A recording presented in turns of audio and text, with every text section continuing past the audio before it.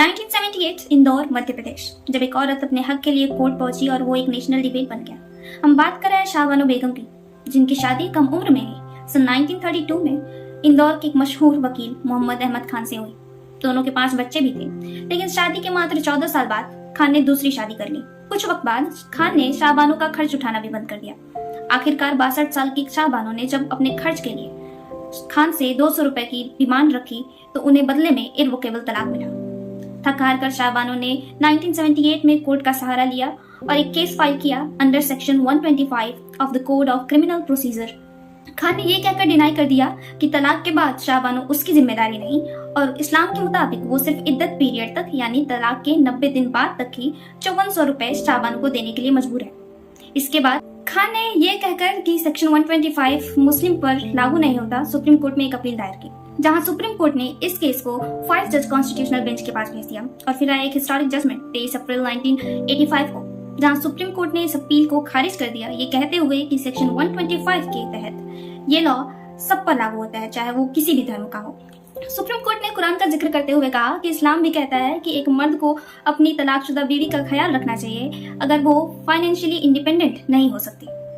Supreme court ने इसी case के दौरान आर्टिकल 44 पे भी टिप्पणी की, जहां उन्होंने कहा कि यूनिफॉर्म सिविल कोड अब तक तो एक डेड लेटर बना हुआ है और अगर एक यूनिफॉर्म सिविल कोड होता तो ऐसे न जाने कितने कॉन्फ्लिक्ट्स अब तक खत्म हो चुके होते। ये जजमेंट आते ही देश के एक वर्ग में भूकंप सा आ गया। देश के कुछ मुस्लिम नेता और धार्मिक संगठनों ने सुप्रीम कोर्ट के फैसले का बहिष्कार किया, ये कहते हुए कि ये कुरान के अगेंस्ट है। उस वक्त सेंटर में राजीव गांधी की सरकार थी, मेजॉरिटी में सरकार थी। राजीव गांधी ने अपना वोट बैंक खोने के डर से एक एक्ट पास किया।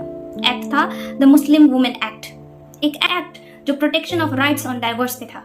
राजीव गांधी सरकार द्वारा लाए गए इस एक्ट ने सुप्रीम कोर्ट के जजमेंट को पूरी तरह से नलीफाई कर दिया। जहां देश में एक वर्ग सुप्रीम कोर्ट के फैसले के विरुद्ध था, तो वहीं दूसरा वर्ग जो राजीव गांधी सरकार द्वारा लाए गए इस एक्ट के विरुद्ध में था। अपोजिशन ने इसे अपीजमेंट पॉलिटिक्स कहा, तो वहीं बीजेपी ने इसे violation of the sanctity of the Supreme Court कहा। तो वहीं All India Democratic Women's Association ने रोड पर प्रदर्शन किया, जिसका नतीजा ये हुआ कि राजीव गांधी के खुद के एक मंत्री आरिफ मोहम्मद खान ने अपने पद से इस्तीफा दे दिया। लॉ एक्सपर्ट्स के द्वारा राजीव गांधी के लाए इस एक्ट को एक ऐसा कदम बताया गया जिससे देश का कानून सालों पीछे चला गया। Well, the story doesn't end here. Danilal Lafifi versus the Union of India 2001 and Shamima Faruqi versus Saeed Khan. In cases में सुप्रीम कोर्ट ने फिर से इंटरप्रिटेशन दिया और वुमेन के हक को अपहोल्ड किया और लॉ को बैकवर्ड रेस्ट्रिक्टिव इंटरप्रिटेशन से बचाया। जब हम पूरे केस पर नजर डालते हैं तो एक बात साफ दिखाई देती है कि जब भी बात औरतों के हक की हुई है तो वो धर्म, रिवाज और पॉलिटिक्स के नीचे दबाई गई है। ये सोसाइटी हमेशा से पैट्रियार्कल रही है, तो जब भी फैसले भी हुए हैं औरतों के हक में तो वो उनसे पूछे बिना लिए गए। उनसे कभी नहीं पूछा गया कि वो खुद क्या चाहती हैं। शाहबानो के इस केस ने एक हक के मुद्दे को एक नेशनल डिबेट में बदल दिया, लेकिन अंत में फैसला फिर भी मर्दों द्वारा ही लिया गया। और शायद इस कहानी का यही सबसे दर्दनाक सच है कि जब भी बात एक औरत की हुई है, जब भी उसने अपने अधिकार मांगे हैं, तब उसके खिलाफ धर्म और राजनीति दोनों मिलकर खड़े हो गए। जो हक मांगने निकली थी उसे खामोश कर दिया गया, कानून बना पर इंसाफ फिर भी अधूरा रह गया। कैफी आजमी की कुछ पंक्तियां याद आती हैं।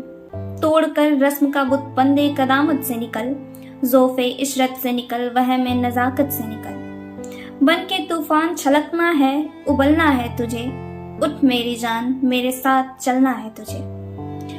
कद्र अब तक तेरी तारीफ ने जानी ही नहीं, तुझ में शोले भी हैं बस अश्क फिशानी ही नहीं, तू हकीकत भी है दिलचस्प कहानी ही नहीं, अपनी तारीख का उन्वान बदलना है तुझे, उठ मेरी जान मेरे साथ चलना है तुझे।